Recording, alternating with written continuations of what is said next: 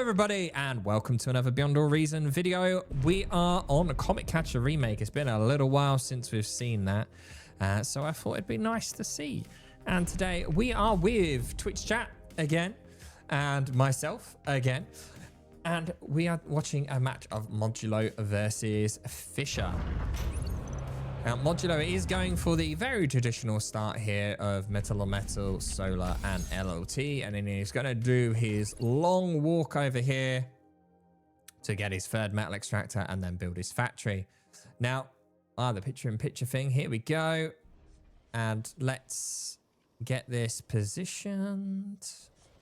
Copy, make camera to POP. There we go. Right.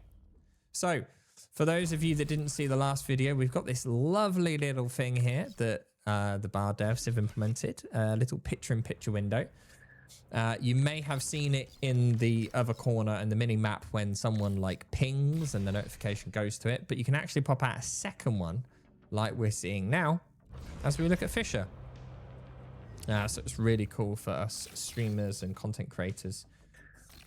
Yeah, so, and we see Fisher here starting off actually differently to Modulo. He's started in the same position, but rather than doing the walk here to the center of the map, he's actually building his stuff up here. Now, this will mean his factory will be positioned further north than his opponent, meaning he's in theory going to have less control over this bottom section of the map just due to the distance his units have to travel. But we'll see if Modulo keeps up that pressure down that side or not. Now, instantly we see a different in unit choice here. Fisher has gone for a bot start, whereas Modulo has gone for a vehicle start.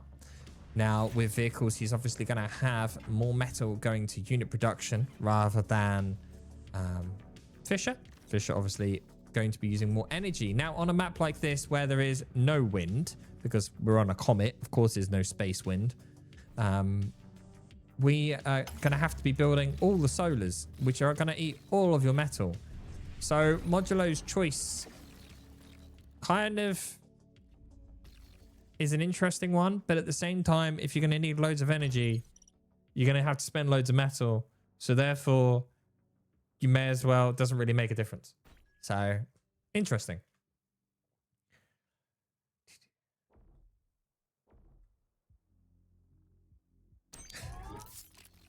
Flourish, you're not the one that makes all the bugs, I'm sure.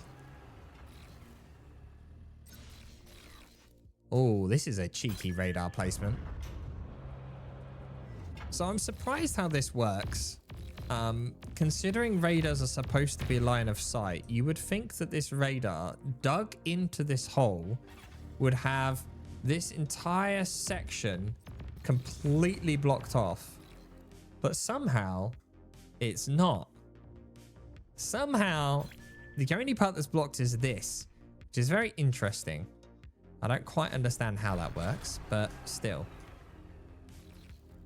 Now, instantly we can see that when it comes to metal a second, Fisher has spread out like a madman, with his commander pushing down very quickly to the south, with focusing his units on the top. Meanwhile, we have con units expanding to the north and the first con turret going down. Modulo, however, using his commander in base, and he's got two cons expanded to the south and one to the front. So a lot of constructors expanding here. Modulo choosing to use the build power in the base to get more units out. And yes, Saber, that is a good point. It's kind of, I mean, both players have done it here. So it's clearly a like meta for this map, but it's kind of, I guess you could argue the phrase that I know Tyvian and Rikers like to use is secret law. If you are aware that they get blocked, you would think if you placed it in there that it wouldn't work. But secret law of the map is that it does somehow magically work. Which is kind of counterintuitive, you would argue. But Floris will be fixing that next, I'm sure. No, I'm joking. I'm joking. Don't hurt me, Floris, please. So right now, as I've mentioned many times before, when it comes to vehicles and bots, they are like a 2-to-1 ratio. So if you kill 2 grunts, you will probably lose 1 incisor. Now, with flanking damage, that can kind of change if it is literally 2-on-1. But yeah, we'll see how that goes. At the bottom, still no movement yet. We do actually see a vehicle lab here on the second screen thing for Fisher. He's actually transitioning over to vehicles himself. Modulo is trying to find a gap for this scout, but will not manage to find one as the scout barely escapes. Still with only 3 here. They're not going to get past those 2 incisors on the bottom.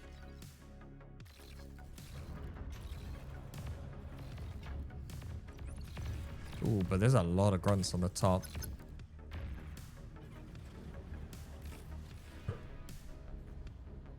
Fisher will need some support down here to stop these 4 incisors just breaking through. There is an extra singular incisor behind it, but realistically, the biggest threat is up. 1 second. I need to press this button. Up here. And I need to get used to this picture-in-picture thing. So bear with me. As this big force here makes its way around. Oh, I like that little explosion thing. As these guys make their way around the top, Fisher might not be really microing these as much as they need. As he's focusing on this little attack at the bottom here. He will pick up this construction con, which was expanding slowly for Modulo, which is a bit of a loss, really. Modulo not being bots here, he will not be able to res these at all. And a bit of an APM stall for Fisher here. Pretty much loses the rest of this army, which is a bit of a shame. Could have got some good value there, but unfortunately not. Could have kept going, maybe even tried to push through these incisors, but no, still getting that expansion con is pretty decent. And we see Modulo attempting here to do the same thing, but he doesn't manage to accomplish that, and the con bot survives a little bit longer. Oh, that didn't quite make it all the way across. And copy to main camera. There we go. That's the one I wanted. So we keep an eye on that front line with this. These units managed to sneak around. That's surprising. And what Saber was saying earlier on, the fact that the Raider actually goes from like 50 height above this is an interesting one, because you wouldn't think it would. Good pickup by Fisher again. Another expansion constructor of Modulo's goes down. It'd be interesting to see if he considers going res bots, but no, just doubling down on incisors here. 2 factories on incisors right now. And as this kind of keeps an eye on this side, we'll zoom in here. Ooh. Fisher with a good grouping of units. And again, though, he starts pushing around the top, which we'll try and keep an eye on that picture-in-picture.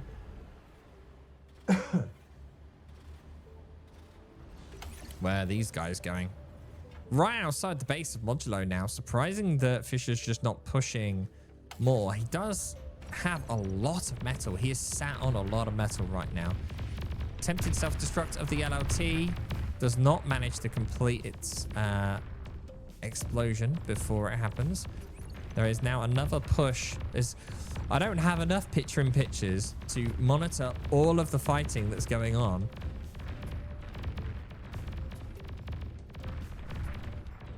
As we leave this bit here to keep an eye on. Never mind, that's been mopped up. There was a push along the top, but it didn't manage to get to anywhere. Oh, we've got selected view. Ooh. Ooh, that's cool. But I know people will like the minimap, so we won't do that. Ooh, Fisher kind of not throwing at all, but they're not really getting too much value there, that attack. Now they have delayed expansion considerably, and these guys, if they continue going, may be able to get some more, but there's enough incisors here that should be able to stop it. Now Fisher is just ahead on army value, but that number is dropping down relatively quickly.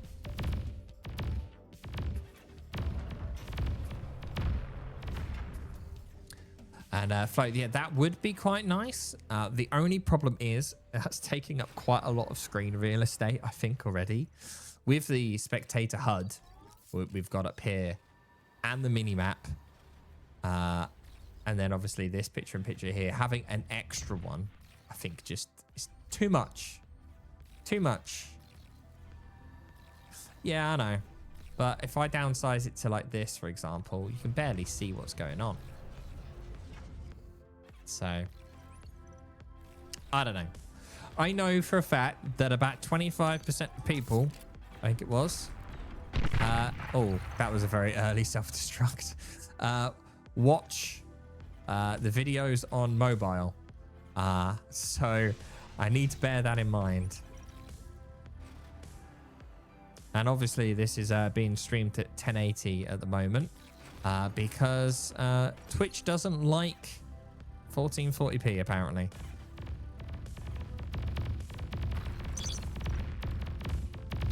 Modulo able to save this constructor, but how much metal is he currently sat on nearby? 700 metal. Oh, and here comes a bomber wave.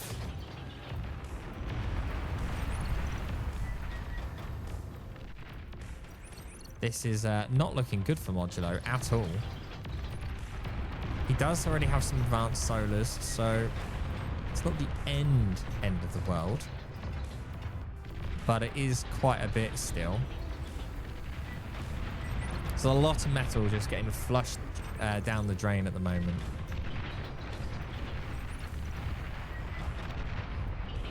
Meanwhile, Modulo's commander is in danger if this force moves towards him. Instead, it looks like it's just heading straight for the base.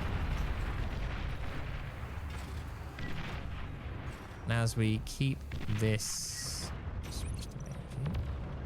we're going to keep an eye on this.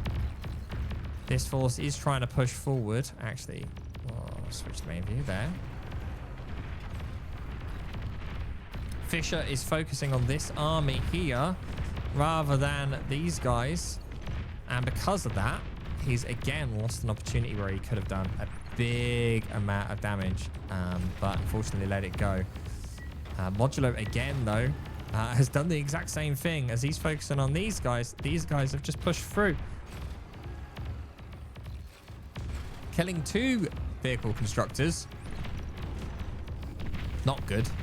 And now they make their way in between everything. I was about to say, luckily there's no pounders, but there are. Pounders, the king of friendly fire, almost as bad as Janice's. Do friendly fire one of these guys. But still, we zoom over to the next set of action. These guys are still going.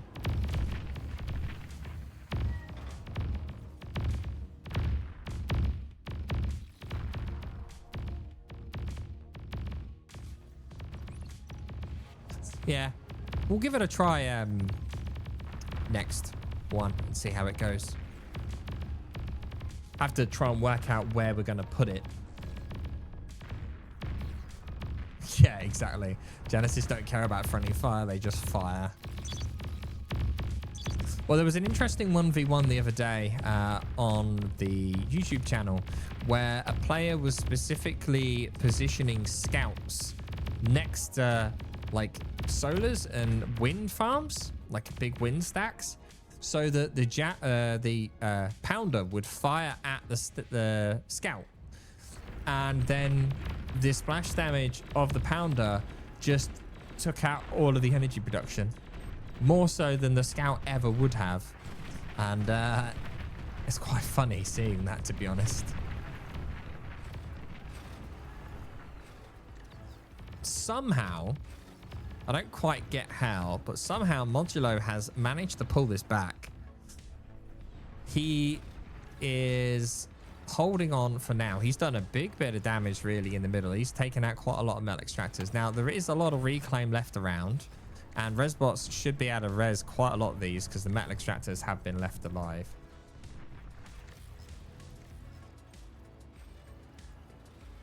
Now, interestingly enough, we see a bot lab from Fisher where he's gone into thugs.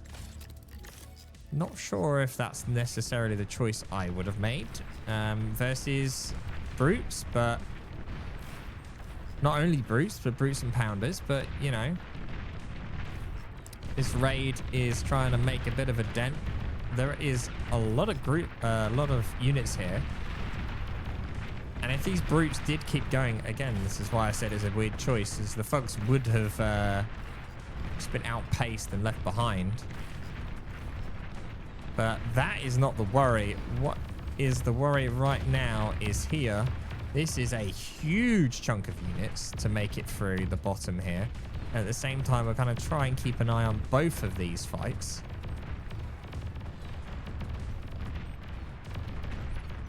No pounders here yet. Pounders start showing up. Because this is all raider units, the pounders should make good short work of them. And the amount of pounders coming out, this should be fine. Mopped up relatively well. And as we just quickly keep an eye on this one, we're going to switch to main view. And let's see how Modulo's attack's going.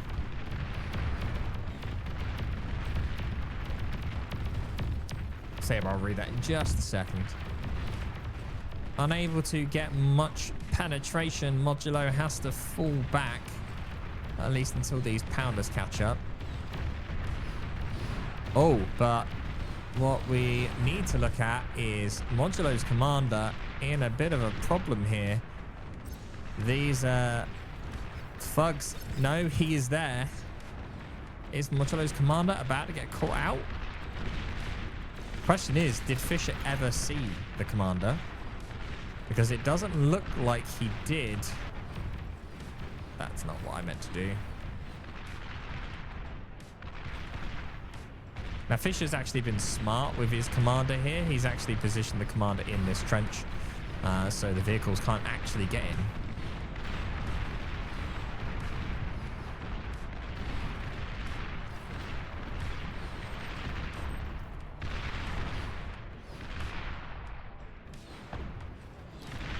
Yeah, we'll give that a look after this. These thugs will just march to their death. I think they will probably pick up these cons, though. And again, due to Fisher... sorry, I was about to say due to Modulo not having any res bots, but he does actually have res bots now. He will be able to pull this back relatively quickly. The army actually has been left... Modulo's army was left in the middle here. And now... Oh, I hear more bombers. More bombers coming out from Fisher. Fisher in a bit of an interesting position. So, obviously there's a big force on the top. This will be enough to push through this top bit, depending on how much actually gets rezzed in time. And the force on the bottom is going to do some damage. But the question is who's going to do the damage first?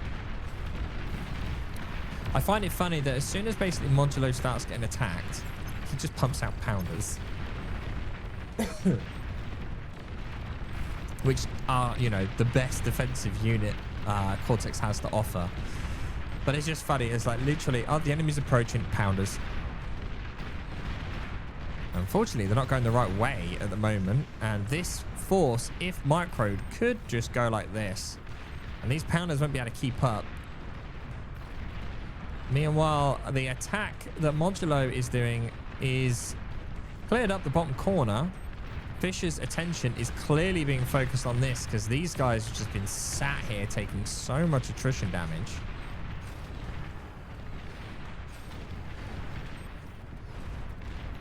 As we quickly switch over to here, that attack that I mentioned about earlier on did just kind of break through and then not really amount to too much in the end.